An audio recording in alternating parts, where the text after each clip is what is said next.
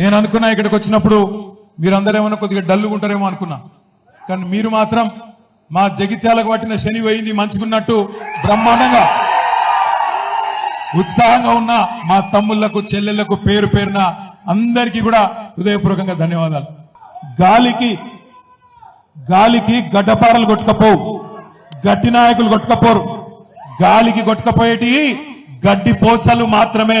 అట్లనే మీ ఎమ్మెల్యే ఒక గడ్డి పోచ లాంటి ఎమ్మెల్యే పోయింది తప్ప గడ్డపారల లాంటి నాయకులు, గట్టిగా ఉన్న నాయకులు మీరెవరు పోలే. ఇవాళ ఒక్క మాట మీరు యాద్ చేసుకోండి, ఇక్కడ గెలిచిన ఎమ్మెల్యే మొన్న మీరు చేస్తే ఎమ్మెల్యే అయింది. ఆయన ఎమ్మెల్యే మీరు చేస్తే అయింది తప్ప మిమ్మల్ని ఆయన తయారు చేయలే. మీరు కష్టపడి వందల వేల మంది కవితక్కతో సహా ఎంతో మంది కష్టపడితే ఒక్కడ ఎమ్మెల్యే అయింది. ఇవాళ ఎమ్మెల్యే దొంగలలో పోయిండు. రేవంత్ రెడ్డి ఇసిరే ఎంగిలి మెతుకుల కోసం ఆశపడి పోయిండు. కుండ వలిగితే వలిగింది కానీ కుక్క బుద్ధి తెలిసింది అన్నారు. గట్ల మీ ఎమ్మెల్యే బుద్ధి ఇలా తెలిసి వచ్చింది. ఒక్క మాట ఆలోచించండి, అభివృద్ధి కోసం పోయినా అంటుండు. ఏం అభివృద్ధి, ఏం చేస్తా అన్నాడు రేవంత్ రెడ్డి? కేసీఆర్ జగిత్యాల జిల్లా చేస్తే నేను జగిత్యాల జిల్లా రద్దు చేస్తానందుకు పోయినవా? లేదా కేసీఆర్ మెడికల్ కాలేజ్ పెడితే, నర్సింగ్ కాలేజ్ పెడితే దాన్ని రద్దు చేస్తా అంటే పోయినవా? దేనికోసం పోయినావు? కేసీఆర్ 4500 డబుల్ బెడ్రూమ్ ఇల్లు మీ జగిత్యాలలో ఎక్కడ లేదు, రాష్ట్రంలో సిరిసిల్లలో లేదు, సిద్దిపేటలో లేదు, గజ్వేల్ లేదు, కోరుట్లలో లేదు, ఎక్కడ లేదు. మీ జగిత్యాలలో 4500 డబుల్ బెడ్రూమ్లు కేసీఆర్ ఇస్తే దాన్ని అలా రద్దు చేయమని పోయినవా? దేనికోసం పోయిండు మీ ఎమ్మెల్యే? ఏ అభివృద్ధి ఆశించిపోయిండు? ఒకటే ఒక్క అభివృద్ధి ఆయన ఆశించింది.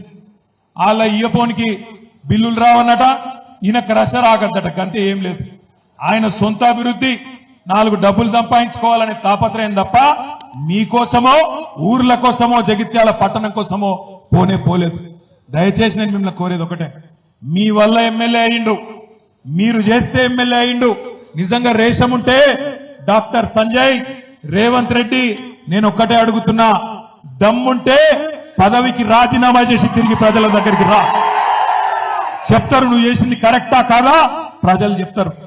ఒక పార్టీ బీఫామ్ మీద గెలిచినోడు ఇంకో పార్టీలకు పోతే మీ చెమటతో మీ రక్తంతో మీరు గెలిపిస్తే గెలిచినోడు ఇంకో పార్టీలకు ఫిరాయిస్తే ముఖ్యమంత్రి రేవంత్ రెడ్డి చెప్పిండు, ఏమన్నాడు?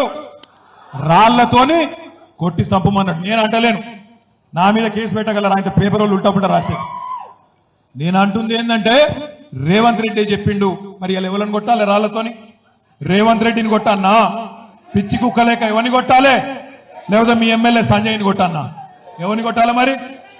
అందుకే అంటున్నా, ఎవరిని రాళ్లతోనో ఇంకోటి దాంతోనో కొట్టే అవసరం లేదు. రేవంత్ రెడ్డి, నువ్వు మొగోను అయితే, నీకు దమ్ముంటే తీసుకున్న 6 ఎమ్మెల్యేలతో రాజీనామా చెప్పి ఓట్లతోని కొట్టి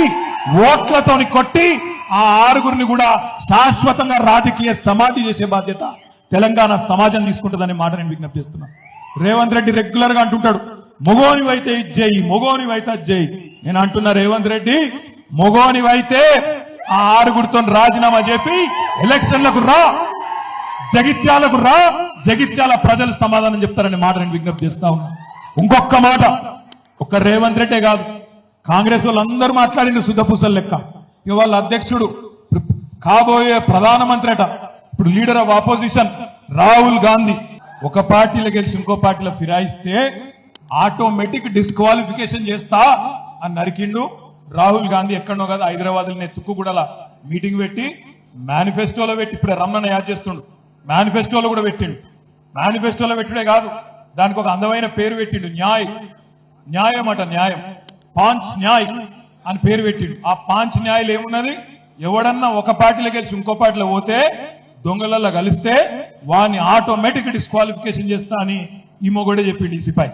దాని మీదకెళ్ళి పాపం మన జీవన్ రెడ్డి సాబ్ 2-3 రోజులు ఆగమాగమైంది. మళ్ళా కాంగ్రెస్ వాళ్ళు చదువుకుంటారు, మీకు ఎరికే, మాకు తెలుసు, మీకు తెలుసు, ఏదో మాట్లాడుకున్నారు, చదువుకున్నారు. కానీ జీవన్ రెడ్డి గారు సీదా రాహుల్ గాంధీని అడిగిండు, అది పెట్టి ఒక పార్టీలో గెలిచినోడు ఇంకో పార్టీలో మారద్దు అని మేమే పెట్టినాం మేనిఫెస్టోలా, మరి ఇప్పుడు సిగ్గు తప్పి మళ్ళీ వాడిని చేర్చుకుంటున్నారు ఎట్లా అని జీవన్ రెడ్డి గారు కూడా పాపం ఆక్రోశం వెళ్ళగక్కింది. అందుకే నేను అంటున్నా, మరి జీవన్ రెడ్డి గారు చెప్తున్నాడు, రేవంత్ రెడ్డి గారు చెప్పిండు, రాళ్లతో కట్టండి, పిచ్చి కుక్కను కొట్టినట్టు కొట్టండి అని చెప్పిండు. ఇక జగిత్యాల ప్రజలు నిర్ణయం తీసుకోవాలి, ఏం చేయాలా? రేవంత్ రెడ్డి గారు చెప్పినట్టు చేయాలనా, లేదా ఓట్లకు మళ్ళీ అడిగేతందుకు వస్తే ఉరికిచ్చి కొట్టాలనా? దయచేసి ఆలోచించమని చెప్పి నేను కోరుతా ఉన్నా.